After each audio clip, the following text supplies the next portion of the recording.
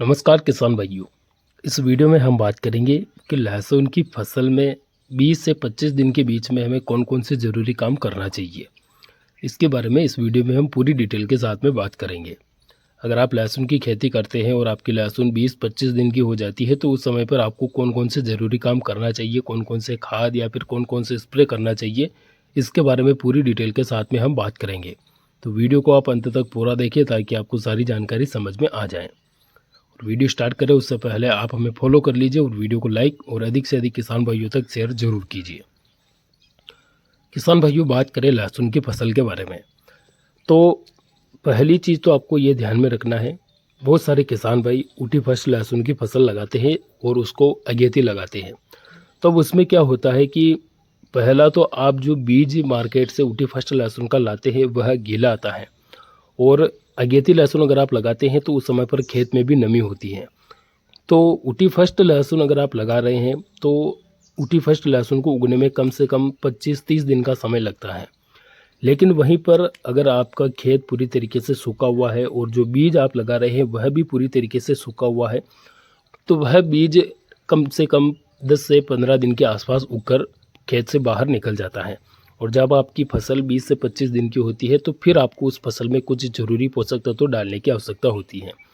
तो अगर आपकी फसल 20-25 दिन की हो चुकी है, फसल अच्छी तरीके से उग चुकी है, तो ही आपको यह काम करना है। अब कौन कौन से काम करना है इसके बारे में बात करें तो सबसे पहले तो आपको अपनी फसल में खाद डालने की आवश्यकता होती है, क्योंकि जब फसल की प्राथमिक अवस्था होती है, वानस्पतिक ग्रोथ चल रही होती है, तो उस समय पर हमें उसकी ग्रोथ पर ध्यान देना पड़ता है। इसके लिए सबसे मुख्य चीज़ तो आपको यूरिया खाद डालने की आवश्यकता होती है। लहसुन की फसल को यूरिया की आवश्यकता भी ज़्यादा पड़ती है।